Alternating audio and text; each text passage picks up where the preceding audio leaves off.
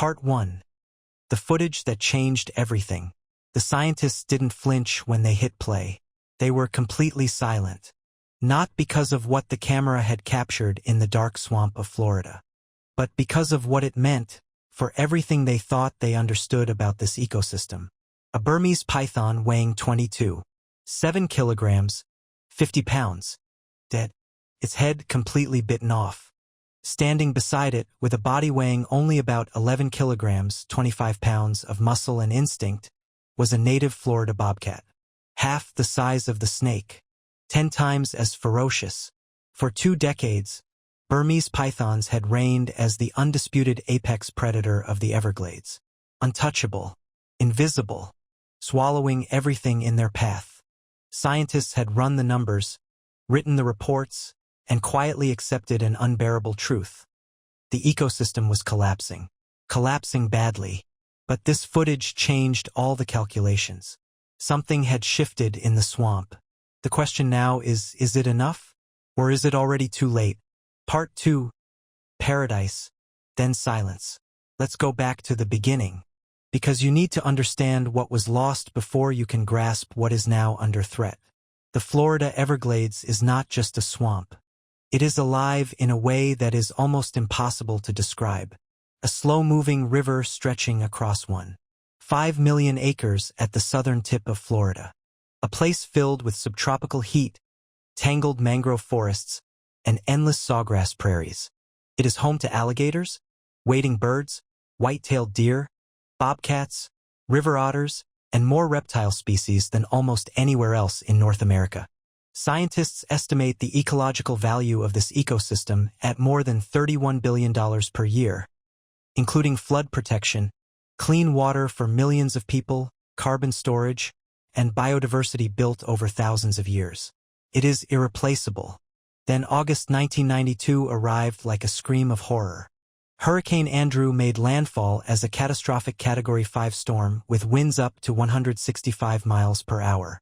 It didn't just devastate South Florida. It erased entire landscapes. Whole neighborhoods were flattened in minutes. And in that chaos, something was unleashed that would take years to fully understand. A reptile breeding facility near Miami was destroyed. The wire cages were smashed open. An unknown number of Burmese pythons, large, powerful snakes perfectly built for warm, wet environments, disappeared into the Everglades. But here's the part most people miss. The hurricane wasn't even the main cause. Throughout the 1990s, Burmese pythons were a trendy exotic pet. You could buy a baby python for $10. Cute, easy to handle, until they weren't. A small snake that fit in the palm of your hand could become a muscular predator 3 meters long and weighing up to 50 pounds in just a few years. Overwhelmed owners made what seemed like a merciful decision. They drove to the edge of the Everglades and released them. They thought they were setting the snakes free. They were lighting the fuse on an ecological time bomb. Part 3. The perfect predator in the perfect place. This is what no one understood at the time. The Everglades wasn't just a place where Burmese pythons could survive. It was paradise. The heat, the humidity, shallow water for hiding. Abundant prey with no evolutionary memory of anything like this predator. Florida's native animals had never encountered a 6-meter-long ambush hunter that could hold its breath for 30 minutes, camouflage itself as a rotting log, and sense the body heat of a warm-blooded mammal moving through total darkness. Heat-sensing pits run along the python's jaws. In complete darkness, it could detect the thermal signature of a raccoon moving 6 meters away. The raccoon had no idea. It never had before. These pythons have been eating rabbits and other small mammals, other reptiles, smaller alligators, basically anything they can overpower. Field researcher with the Florida Fish and Wildlife Conservation Commission. A single female can lay up to 100 eggs in one clutch. With no natural enemies, no disease, and no competition, the population didn't just grow. It exploded. Today, estimates put the number of Burmese pythons in South Florida between 100,000 and more than 300,000. The figure is so large it seems like a typo, and the paradise built over thousands of years began to fall silent. Data from field studies read like a horror report. In the hardest hit areas, raccoon populations dropped 99.3%. Opossum populations dropped 98.9%. Bobcat populations dropped 87%. Not declined, not stressed, functionally wiped out. Biologists who had worked in the Everglades for 30 years began describing it in a particular way. They didn't say the animals had disappeared. They said the swamp had gone quiet. They used to stop their trucks for turtles crossing the road. They used to see rabbits at dusk along the edges of levees. Now, nothing. Miles of emptiness. The small mammals that formed the foundation of the entire food web, the prey that sustained hawks, foxes, alligators, great blue herons, had been systematically drained. The foundation was crumbling, and the roof was about to follow. Finally, the state of Florida had to speak up. What happened next was a mix of ambition, desperation, and shame. Part 4. Hunting Ghosts. Florida launched what it called the Python Challenge. Cash prizes, public participation, an annual event. Hundreds of volunteers waded into the swamp with snake hooks and high determination. In 2024, after weeks of effort, they caught 195 Burmese pythons. The newspapers hailed it as a victory. Let's do the math. 195 snakes removed. Conservative estimate of total population, 200,000. Removal rate of about 0.1%. Not 1%. 0.1%. Removing 195 pythons from the Everglades is statistically almost the same as removing none. Reproduction far outpaces removal efforts by orders of magnitude. So Florida escalated. Hired professional hunters. Paid by the hour. Organized nighttime operations along levees. Since 2017, the contracted removal program has eliminated more than 23,000 snakes. That number is still less than 5% of the estimated population. The government turned to technology. Infrared drones scanning from above, looking for heat signatures in the grass. Failed. Pythons are cold-blooded. To a thermal camera flying overhead in the sweltering heat of Florida, a python looks exactly like a warm rock. The drones returned empty. Then came the robot rabbits. We designed moving prey lures that emit heat to trigger ambush responses. But the pythons showed no interest. University of Florida Reptile and Amphibian Research Lab. Pythons are ambush predators. They wait motionless for real prey with real movement. A timed mechanical rabbit could not fool an animal that had perfected its hunting strategy over millions of years. The only method that worked with any reliable consistency was the Judas snake program. Researchers catch a male python, surgically implant a GPS tracking device, and release it. The male leads them to breeding females. Slow, expensive, effective in small numbers, completely insufficient at scale. Then the hunters said something that made the scientists stop and listen. The snake's behavior is changing. They are avoiding the levees where human scent is concentrated. They seem to know where the traps are.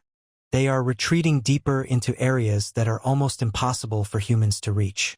Is the python population in the Everglades learning to avoid people? Is natural selection happening in real time, removing the snakes that are easier to catch? The state had brought a knife to a gunfight, and something far worse had begun moving through the swamp. Part 5. The Invisible Killer. This is where the story becomes darker than anyone anticipated.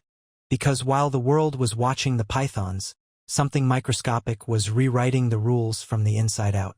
Scientists performing necropsies on native Florida snakes began finding something they couldn't explain. Striped crayfish snakes, pygmy rattlesnakes, eastern indigo snakes, emaciated, struggling to move, breathing heavily. When researchers opened the lung cavities, they found them packed with wriggling parasitic worms. The creature is called Raleatiella orientalis, or snake lungworm. Came from Asia. The Burmese pythons brought it with them. And the pythons are largely immune. They co-evolved with this parasite over thousands of years. Their immune systems recognize and control it. Florida's native snakes had never encountered anything like it in their evolutionary history. They had no defenses. None at all. We are finding native snakes that are severely malnourished and unable to sustain life. The lungworms don't just cause discomfort, they cause death. Southeast Ecological Science Center, U.S. Geological Survey, USGS. The transmission pathway is terrifyingly efficient. An infected python defecates in the swamp. Cockroaches eat the feces and ingest the larvae. Frogs eat the cockroaches. A native snake eats the frog. The larvae don't stay in the stomach. They break through and migrate straight to the lungs. They feed on blood and tissue. They multiply. They block airways. Researchers have found snakes with worms protruding from their mouths as they suffocated. At least 18 native snake species are now infected.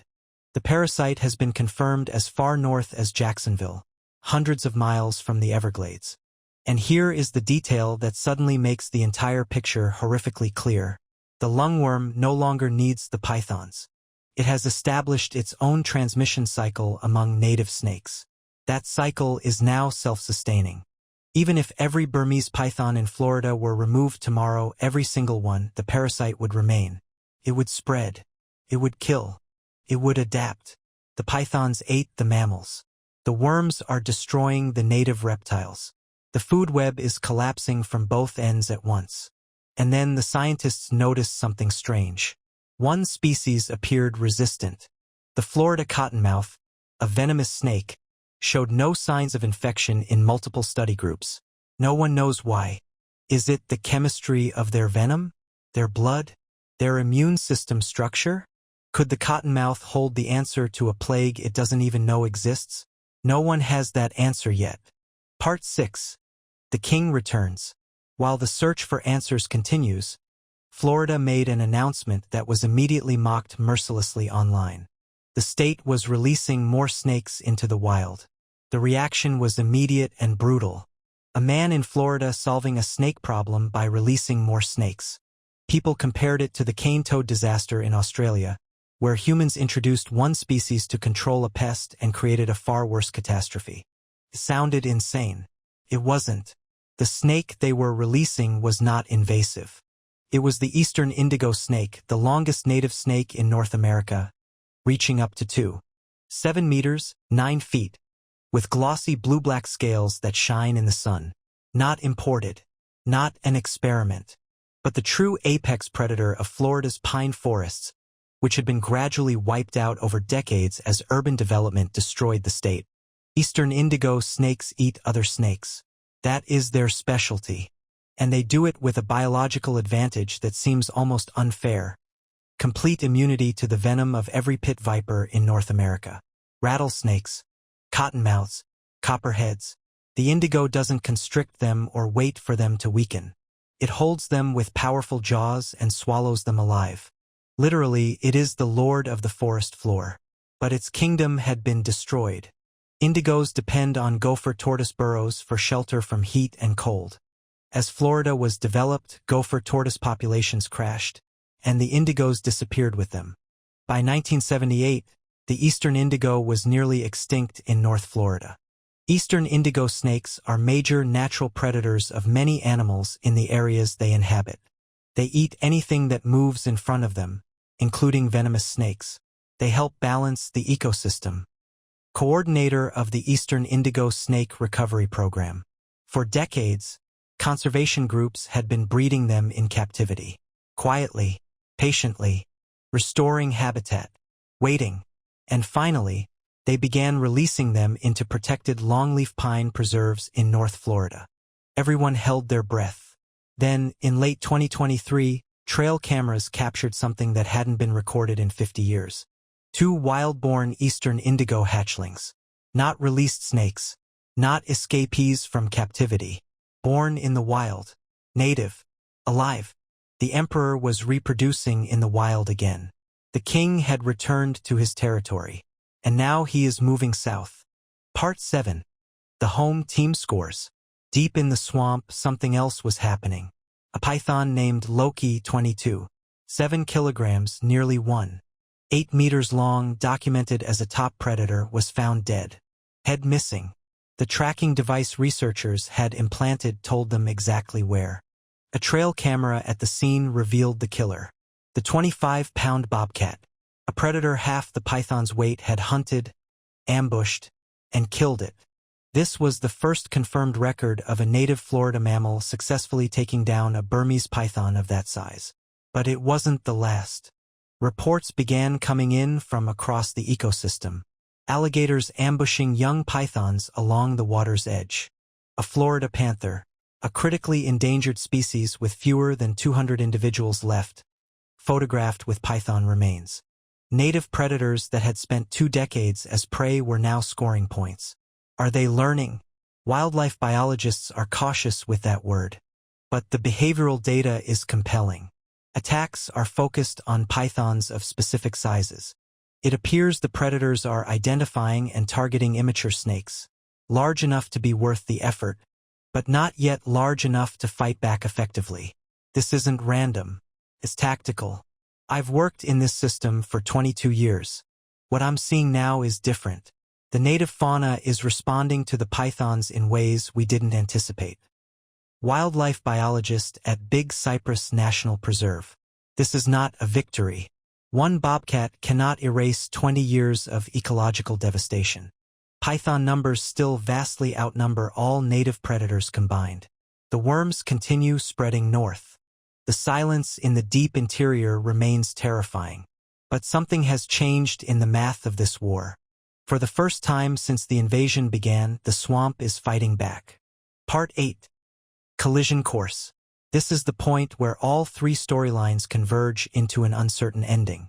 Eastern indigo snakes are moving south from release sites in North Florida. They are breeding, expanding territory, following the same pine forests and shrub corridors they used 50 years ago. Burmese pythons are moving north. Climate data suggests they could eventually invade up to 1/3 of the continental United States. They have already appeared in counties far beyond the Everglades. These 2 populations are on a direct collision course. Indigos have never encountered Burmese pythons. Pythons have never met a snake that can neutralize them. No one has observed this interaction at scale. Can a 2.7-meter blue-black serpent take down a 4.5-meter python? Can it survive if constricted? Will the indigo's snake-eating instinct recognize the Burmese python as prey? Or will the size difference cause it to retreat? And lurking beneath it all is the lungworm. If the parasite has already spread this far north, is it waiting for the indigo expansion? Is the species brought back from the brink of local extinction to save the ecosystem now marching itself toward doom? 3 forces converging on one point: the recovering predator, the unchecked invader, the invisible plague. Just one of them losing could cause everything to collapse. Conclusion. The war is not over. We came to this swamp looking for a high-tech solution. Thermal drones, robot lures, GPS-tracked snakes. We wanted an answer that matched the scale of the disaster. But the real answer was never in the laboratory. It was in the swamp the whole time. In the iridescent scales of a snake that lived here before we built cities. In the claws of a bobcat that finally stopped running and started fighting back.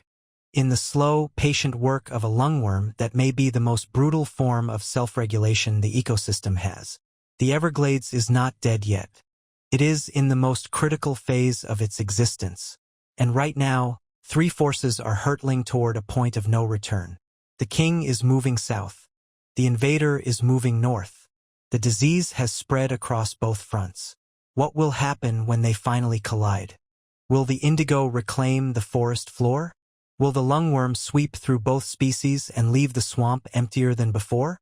Or will the ecosystem find a new, harsher balance that none of us can predict? What we know for certain is this: the window is closing.